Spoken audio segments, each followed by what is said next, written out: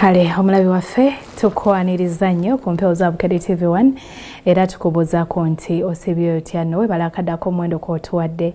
Nze Sanyu Robina Mwerukandi ne Mebo Mulungi tuzze kutuusaako gataliiko nfuufu. Katutandike n'ebikulu ebiri mu olunaku olwaleero. Ebikulu mu gataliiko nfuufu. NRM emulisizza obwengula mu bubaka Pulezidenti mwe yeebalizza bannayuganda okumulonda.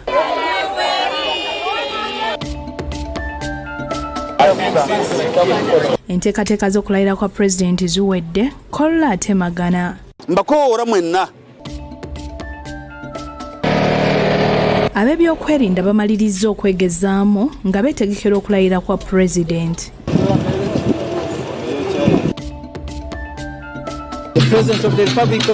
Abakulembeze b'amawanga ag'enjawulo batuuse okwetaba mu kulayira kwa Pulezidenti.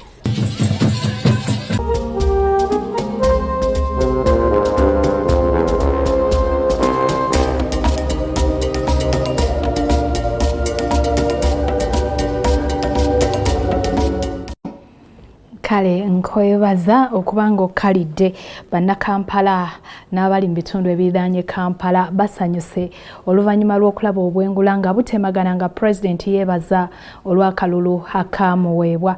Emboozi eyo ngenda gikutuusaako mu maaso awo naye kantandike n'agafa mu kisaawe ekkolole ekyameefuga nga wano wagenda okubeera okulayira kw'omukulembeze w'eggwanga olunaku olw'enkya. Enteekateeka ezisinga ziwedde era omumyuka we Jessica Alupo alambudde ekisaawe kakasa nti buli kimu kiri mulaala. Akayisanyu kamaanyi ku kisaawe ky'ameefuga ekkololo ng'enkiiko ez'enjawulo zituula kumukumu okuteesa ku nteekateeka ez'omukolo ezisembayo. Omumyuka wa Pulezidenti Retired Major Jessica Alupo ayiseeko ekkololo n'alambula emirimu nga bwe gitambula. Abasimba tenti n'okuziyoyoota nabo bakola butasamuka butasamwoyo so nga n'abayoyoota ekisaawe awagenda okubeera okukumba tebatudde.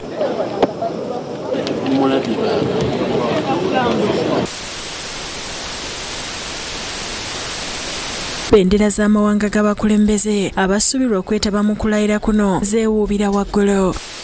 Bo abateekateeka ebirayiro bya Pulezidenti basibye beegezaamu engeri omukolo guno bwe gunaatambula nga ne Ssaabalamuzi mwennyini alina okulayiza Pulezidenti Dr. Flavia Nzeyija abaddewo. Ssentebe w'akakiiko k'ebyokulonda omulamu Simon Byabakama naye yeegezezaamu mu mukolo gw'alina okukola ogw'okuyita Pulezidenti eyawangula okujja ku kituuti alayire era omwogezi w'akakiiko k'ebyokulonda Julius Mucunguzi annyonnyodde ku mulimu gwe balina okukola n'engeri gye bagwetegekeddemu. Obuvunaanyizibwa ku kiiko k'ebyokulonda kwe kwanjulira eggwanga, okuweera eggwanga, okulaga eri eggwanga eyawangula akalulu ke twalimu ennaku z'omwezi 15 omwezi ogwa January guno omwaka 2026. Ebyokwerinda biri gulugulu nga banene mu poliisi n'amagye basiibye balawuna. Bo abagenda okwolesa obukodyo obw'ekijaasa olunaku olw'enkya basibye beegezaamu mu bukodyo obw'okubuuka mu nnyonyi ng'eri mu bwengula nga bakozesa parachute. Ab'ebyobulambuzi nabo tebatudde ku bakkololo bajjuzzaayo ebibumbe by'ebisolo eby'omu nsiko okusobola okulanga Uganda byerina okusikiriza abalambuzi. Ssaabakunzi w'amaka g'obwa Pulezidenti Robert Rakandare asinzidde ekkololo n'asaba bannayuganda okuggwerayo olunaku olw'enkya babeerewo ng'abajulizi ng'omulonde waabwe alayira. Kati kyemwaraga nga mulonda ennaku z'omwezi nga 15 kati kigenda kulabika nkya. Mbakoowoola mwenna.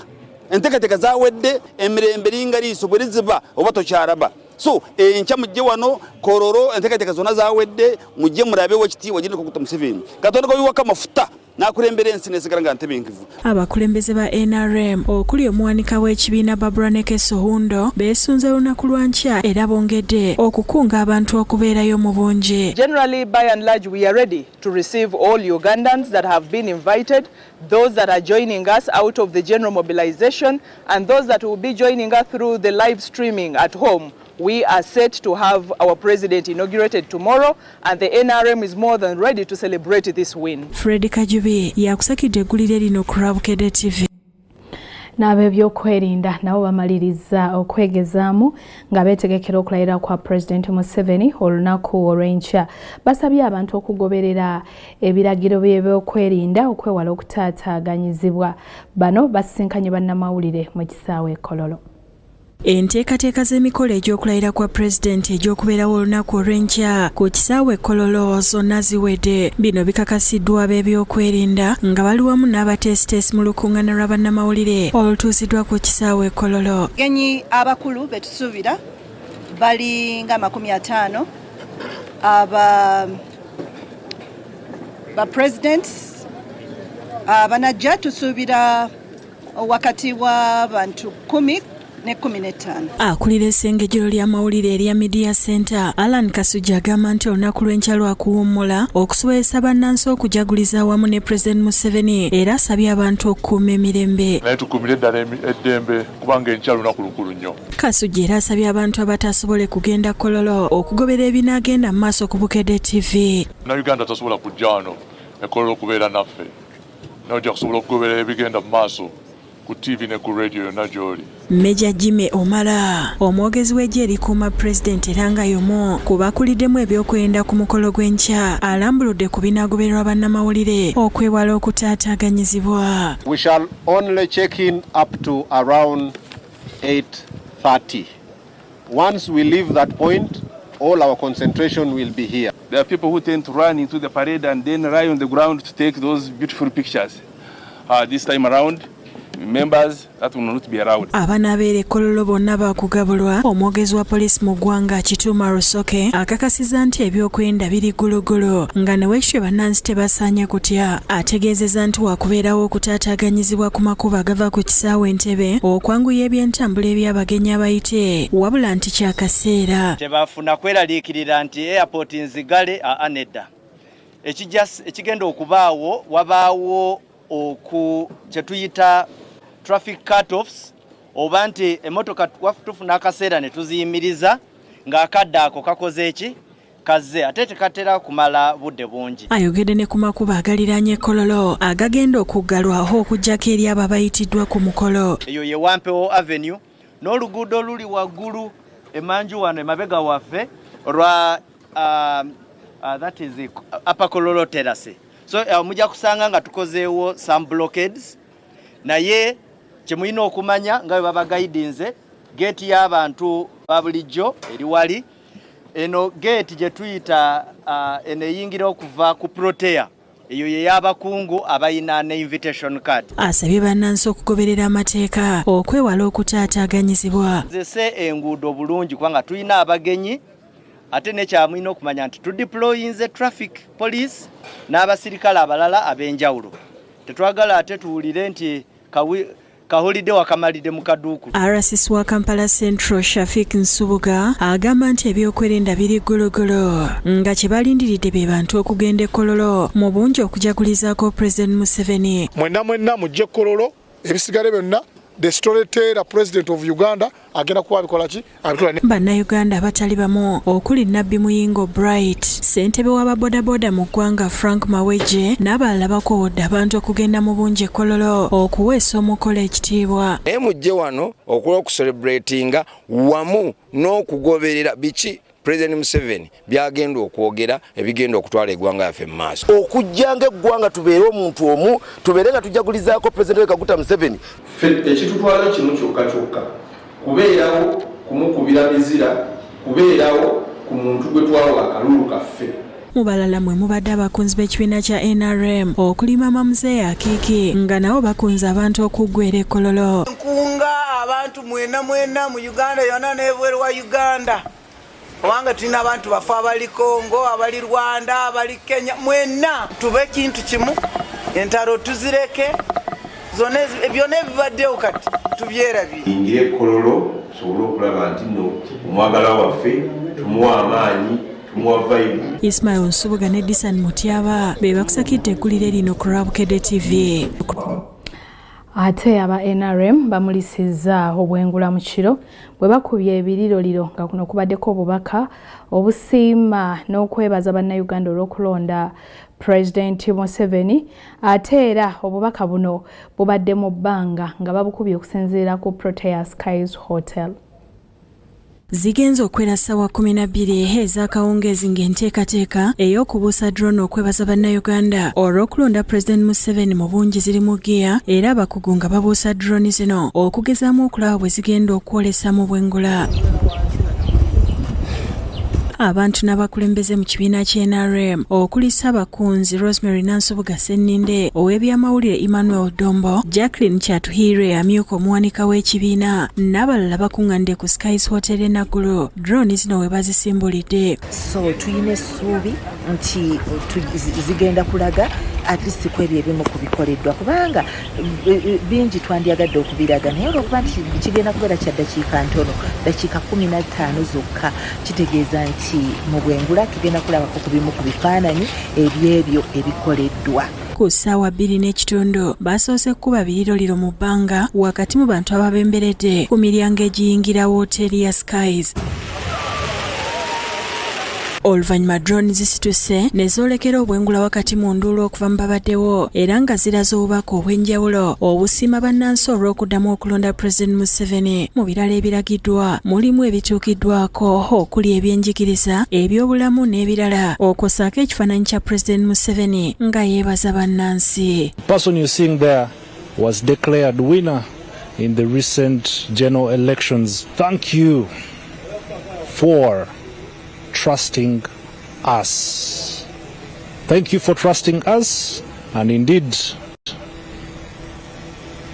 from 8:30 drone olusirise abakugu ne basimulula buto fireworks ezinyumidde abalabi. Ow'ebyamawulire Emmanuel Dombo yeebaziza bannansi abayira President Museveni obulolo obwamutuusa ku buwanguzi nga by'ebijaguzo bye balabako. Akubiriza abavubuka okwettanira okusoma ebya tekinologiya n'obuyiiya ng'obwoleseddwa olwaleero kuba ensi kati kwe biyimiridde.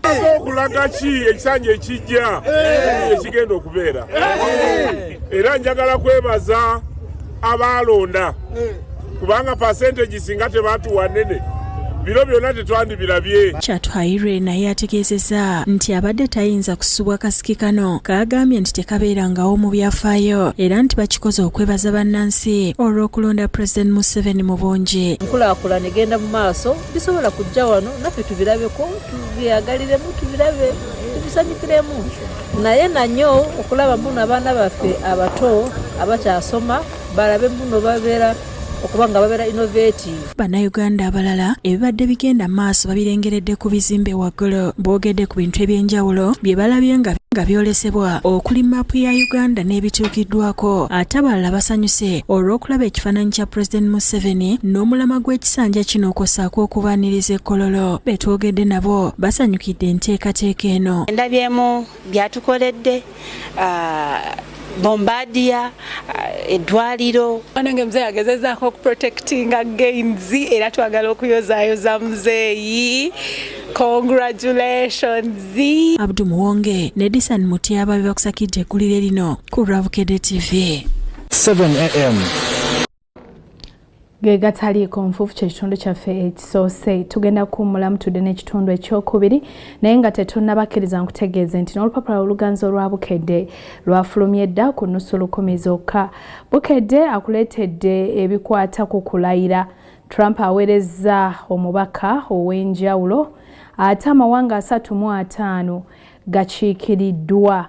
UPDF eraze amaanyi. Bukedde ow'enkya mulimu akatabo ak'enjawulo akakwata ku kulayira kw'omukulembeze w'eggwanga.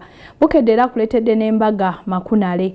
Omuka atutte emmotoka 2 ate omukono yennyini aliisizza ekyalo okumala ennaku 4. Okutimba okwabadde ku mukolo kwamazeewo obukadde 3. Omukoyaani byabadde ku kyalo ki, mugole ekigo babadde bawasa, byonna ogenda bisanga mu lupapula oluganzi olwa Bukedde. Nkuumuzaamu katono ky'ekitundu kyaffe ekisoose ekyagataliiko nfuufu. Tudda n'ekitundu ekyokubiri mulimu gano.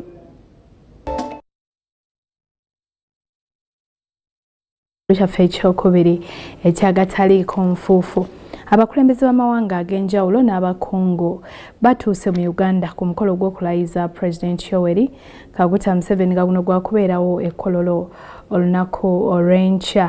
Baaniriziddwa ku kisaawe ky'ennyonyi Entebbe wakati mu ssanyu.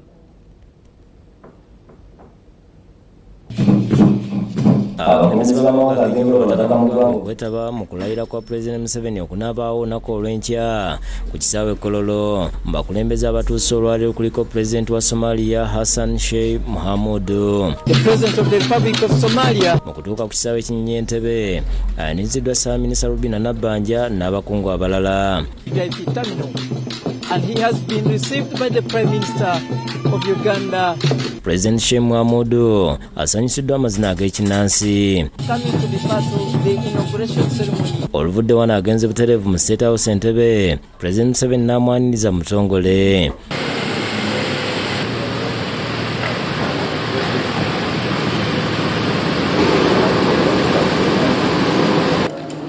President era yaniriza omukungu wa America ow'enjawulo Nicholas Cheka avunaanyizibwa ku nsonga za Africa ku bugenyi bwaliko kuno. Abadde awerekeddwako omubaka wa America mu Uganda William Pope. Cheka yagenda okukiikira President wa America Donald Trump mu kulayira kwa President Museveni enkya, ne President Salva Kiir naye mutaka mu ggwanga okwetaba mu kulayira kwa President Museveni. Amusinkanye mu State House Entebbe ne bawayaamu.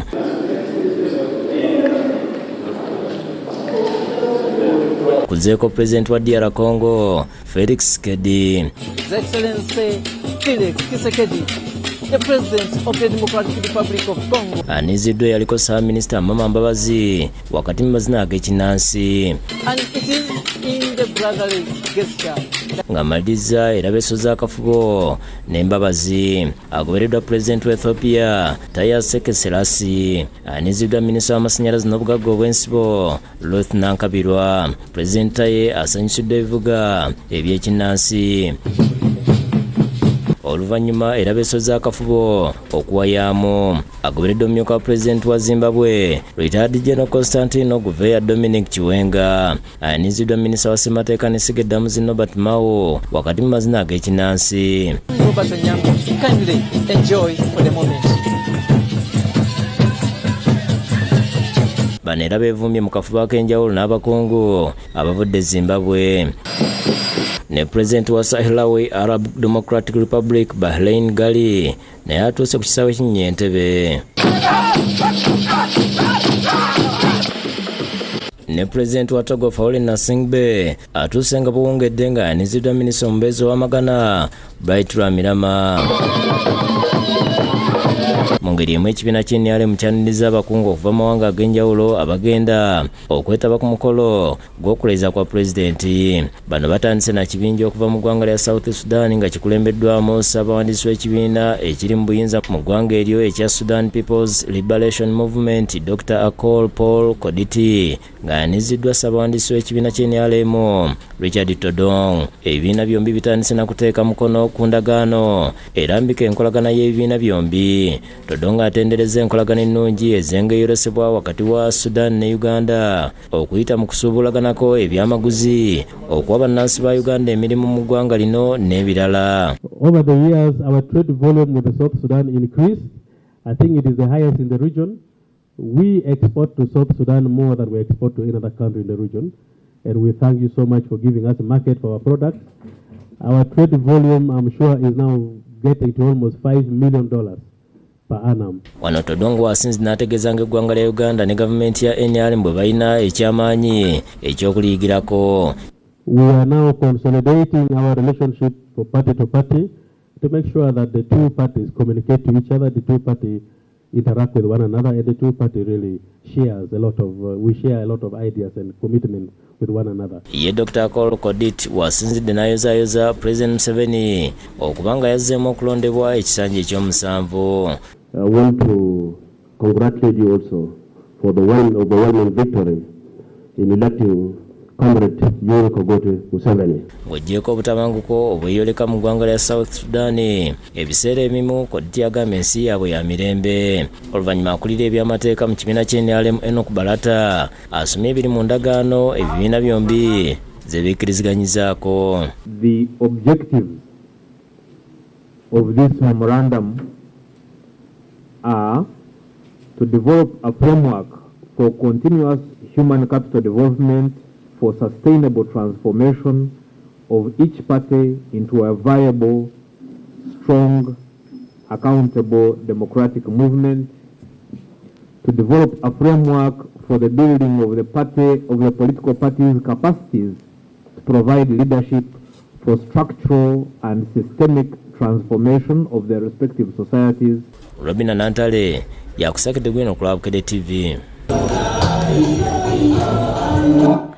Ate abooluganda lw'omusuubuzi eyawambibwa ne bamuteeka ejjambiya ku Bulago bakukulumidde poliisi y'e Hoima olw'engeri gy'ekuttemu abaakwatibwa ku bigambibwa nti be baali baagala okumutemula. Omusuubuzi yaganyira Judith emyaka 13 ng'abeera mu Lusaka zone mu kibuga eky'e Hoima yagayibwa okuwambibwa nga 15 omwezi ogwedde.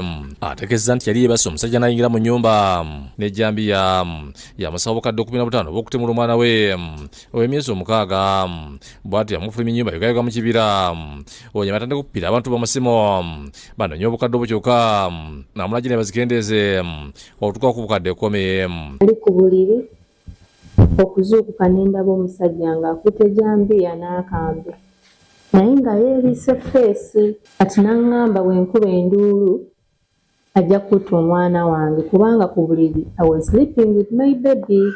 Aganyira atandika okuba essimu ng'asaba bbawo obukadde 10 mama we Kugonza Jamira n'ekitebe muzeeka we David Maxwell n'abantu abalala bamudduukirire.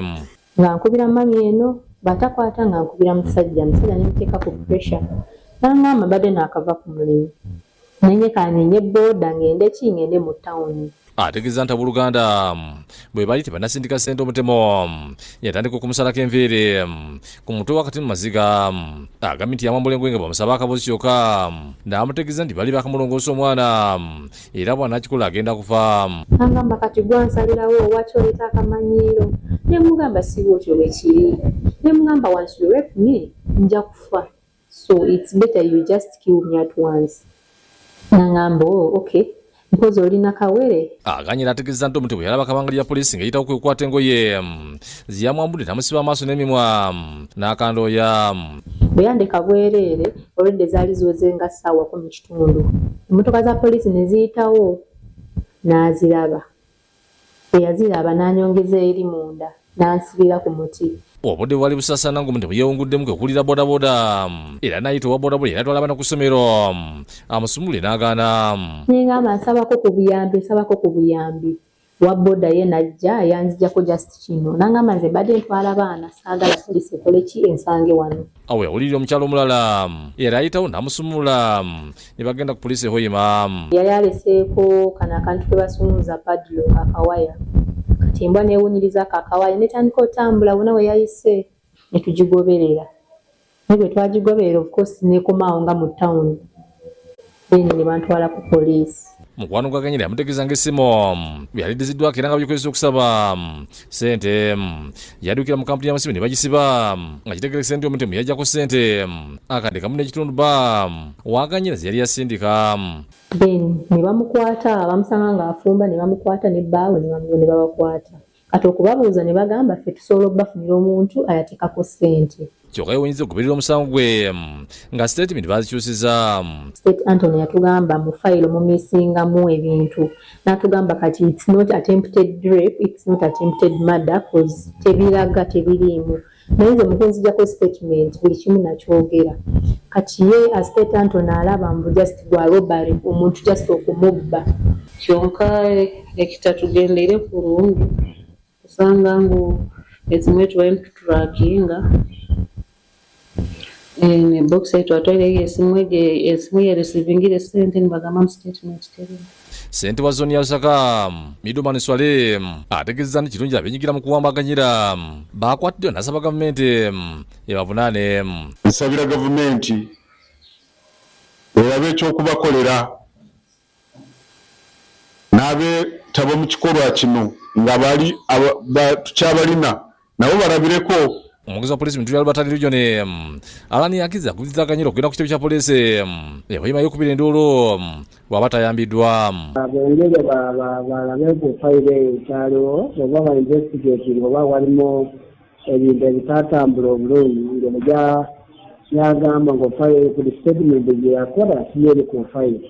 David Sulaiman yakusakidde gwe ku Lwabukede TV.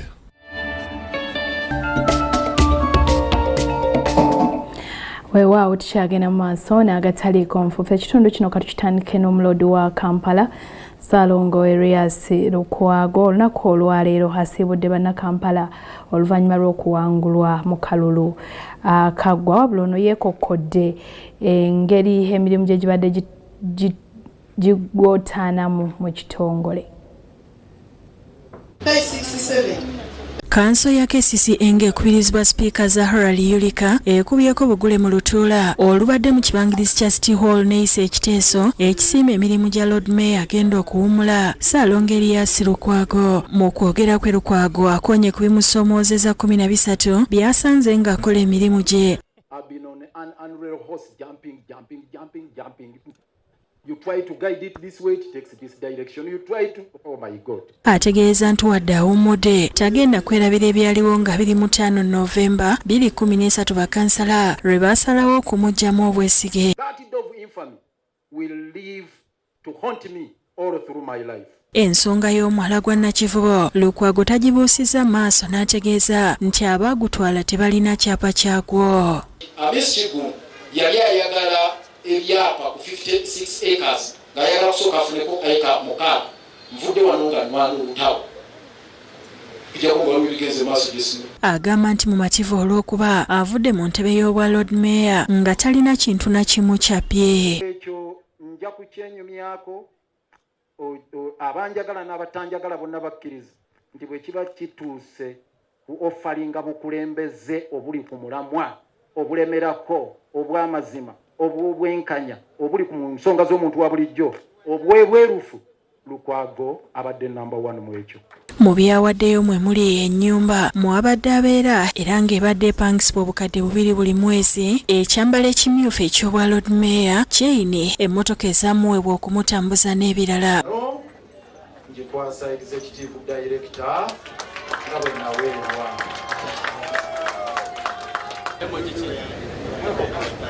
eno egawuni ekyambalo ekitofisho eky'olwado Mayor olwaleero butongole kyeyambudde. Kyokka omumyuka we Doreen Nyanjura ye ategeezezza nti emmotoka eyamuweebwa yamugibwako dda nga talina kyawaddeyo. Well, they have handed over some of the items. One of the key items that the office of the Deputy Lord Mayor is supposed to hand over today is the official car. It allow me report that the official car was forcefully taken away from me. Speaker w'olukiiko lwa KCCA Zahara Liyulika naye awaddeyo woofiisi n'ebyo byonna ebyamuweebwa eri akulira KCCA Hajat Sharifa Buzeki. Buzeki atendereza emirimu Lord Mayor gy'akoledde bannakibuga. Enjoyed working with you. Your harmonious working relationship has really humbled us. We will forever remember the work you have done with us. Oluvannyuma KCCA ewadde Lukwago wamu ne Speaker ebirabo wamu ne bakansala.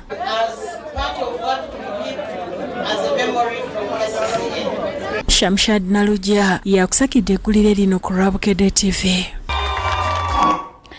Ne Meeya w'e Nakawa Paul Mugambe naye awaddeyo ofiisi mu butongole n'ategeeza ebyo byabadde asobodde okukola mu kisanja kye eky'emyaka 5 nga muno mubaddemu n'okugobagana n'ababbi b'ettaka n'okusitula ebyenjigiriza n'ebintu ebirala bingi nga bwe tulaba mu mboozi eno. Meeya w'e Nakawa Paul Mugambe yakedde ku kiiko kya division okuzza ebintu byonna ebyamukwasibwa KCC ku ofiisi bwa Meeya mbadde motoka ekyambalo ky'obwa Meeya stamp n'ebirala era ofiisi Mugambe agikwasiza Town Kiraka Moses Sempa. Bantu bange ab'e Nakawa mbiwaddeyo. Meeya Mugambe yebaza Katonda amusobozesezza okuweereza abantu b'e Nakawa emyaka 5 kyokka n'alaga essanyu obulengi yasobodde okulwanyisa ababbi b'ettaka abaali beesumye ku ettaka ly'abanaku omuli ebisaawe n'ettaka okutudde omwalo gwa Port Belo eruzira. Ndi mu kooti mukimanyi olw'ekisaawe ky'emutunga ekya Mirambozi nakirwanira baali bakitutte.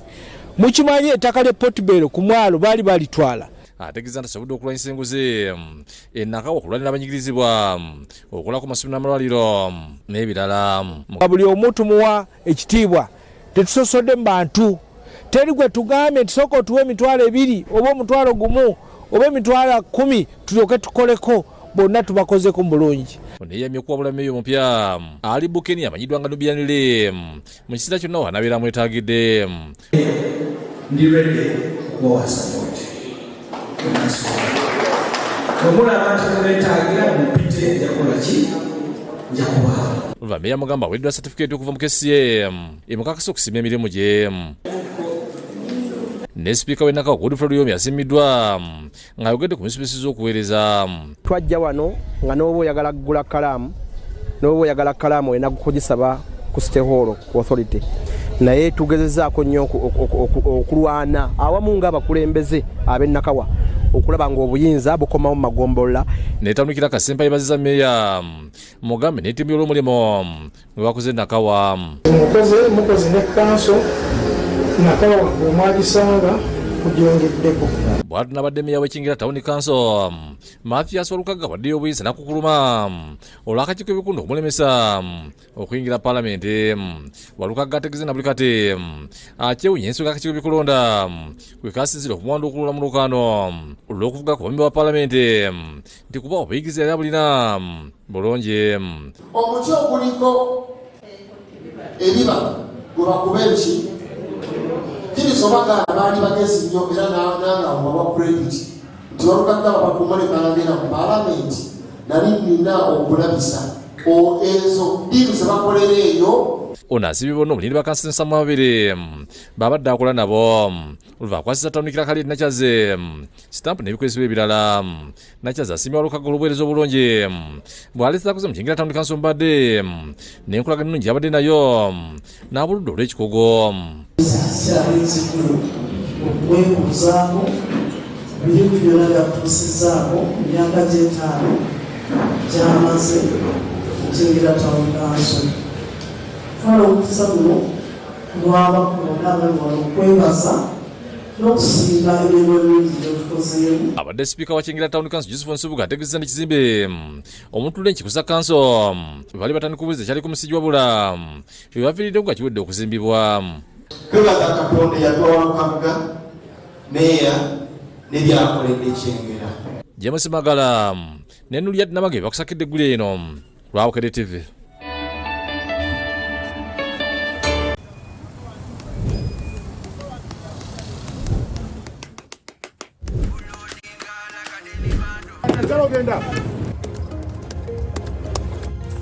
And that's it for today. Till the next episode.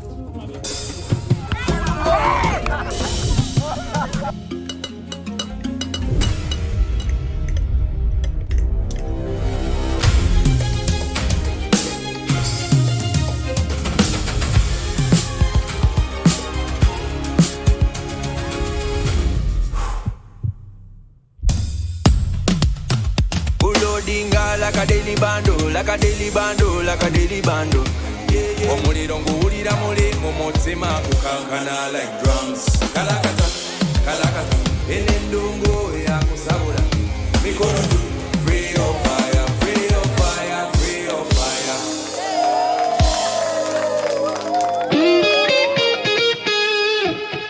Waka, omukwano gwannamaddala we gutintira nga buli kyoyagala okirinako emboozi. Ng'okozesa S ayonja buli kintu. Nyumirwa akawoowo ka payina akalungi ddala.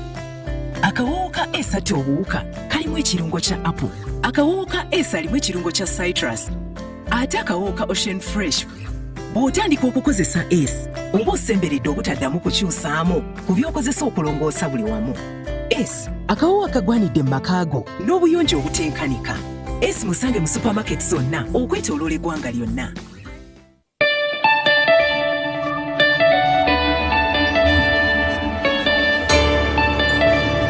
Ebyemizannyo mu gatale konfofo.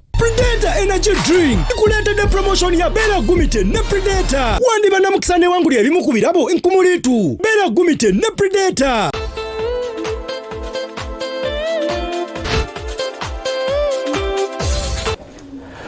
Lura Lorian kuaniza mchucho cha feche mzanya gatali konfufo wanukubukedde TV1 tandikideko mu Star Times Uganda Premier League onako rencha emipira jigenda kuba jiddamu kubanga jizanyibwa wabulanga amaso tugenda gateeka ku mipiira ebiri omuli tiimu ebiri ezimu kwezo esatu ezikyavuganya nnyo ku kikopo. Vipers Sports Club abakulembedde bagenda kuba bakyalidde club ya Police FC ate nga Kitale FC eri mu kifo ekyokusatu yakubulonda ne club ya Express FC. Katufune ebisinga okuva mu kambi ez'enjawulo. Ligi y'eggwanga eya Uganda Premier League eddamu enkya n'emipiira 5 nga bakulembeddwa wa Vipers bakyalidde Police FC ku kisaawe kya Kira Road Kamokya nga Vipers enoonya buwongozi bwokka okwongera okutangaza emikisa gyayo egiwangula ekikopo kya sizoni eno. It come at the right time. It's the only fixture we see. It is very important to end the season in a very good way. So we are determined, we are comfortable, the camp is boosted, and we are very good. We're ready to face them tomorrow. Whatever they come with, we have got solution to see how best we do to get a better result at home tomorrow. Kitara FC echalid Express FC ku kisaawe kya Stadium na Kivubo. Ngeno wagenda kubeera empiira ebiri ejja double header nga Kitale tunulidde buwongozi bwokka okwongera okuteeka ku pressure ku Vipers ekulembedde ekimeeza. Luvannyuma lw'okuluzinga game yaffe waka ya Neke. Twaddayo ne twetereza mistakes zetwakola. Twamisinga chances nyingi. Games B twaite tuteeba tumisinze chances nyingi twazere tuconcentrating mu goal kulaba nga tusobola okuteeba omupiira kulaba nga tusobola okuwangula. Omulala guli ku Hams gwa URA nyetuka n'abalwana butasalako aba Calvary. Emirala Bull FC echaza Lugazi enjeru, Maroons FC etukana Entebbe, UPPC timu etano zikulembedde kuliko Vipers, KCC FC, Kitara SC Villa ne NEC Football Club, Mbarara City, Lugazi, UPDF ne Calvary zo zirwanira butasalwako. Alinga tugenzeko mizanyo gy'amasomero olunaku olwaleero omuzanyo gw'omupiira agutandise mu district yerira amasomero agenjo gagenda maaso n'okubanga agatunka. Omusasi waffe alina ebisingawo ku mboozi eno.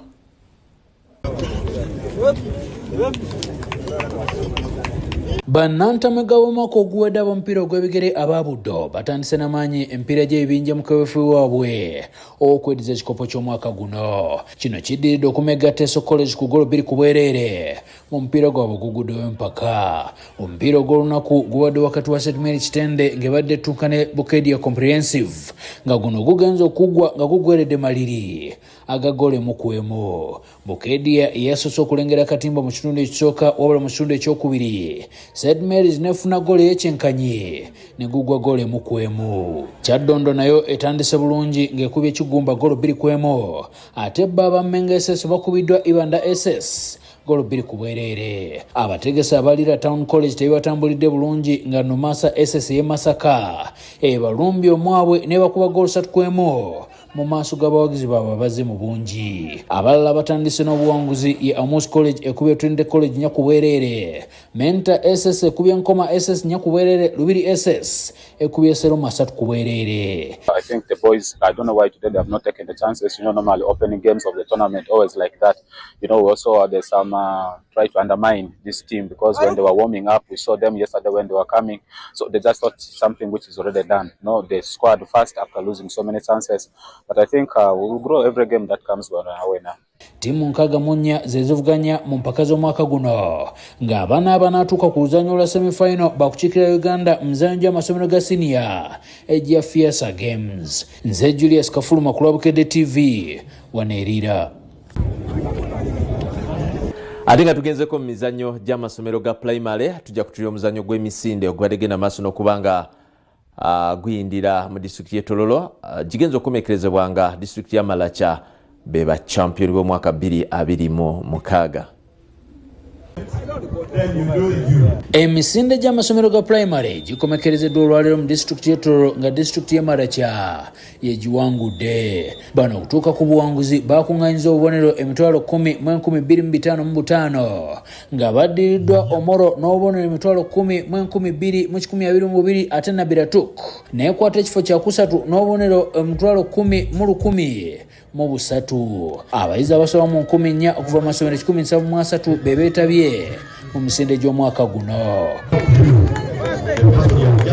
Omukolo oguggalawo emizannyo gino gwetabiddwako ne pulezidenti w'ekibiina ekifuga omuzannyo gw'emisinde mu ggwanga Dominic Otuchet wamu ne minisita omubeezi w'ebyenjigiriza by'amasomero ga primary Kaduchu. Call upon all our schools. I know all the schools in Uganda are here. Provide time for sports.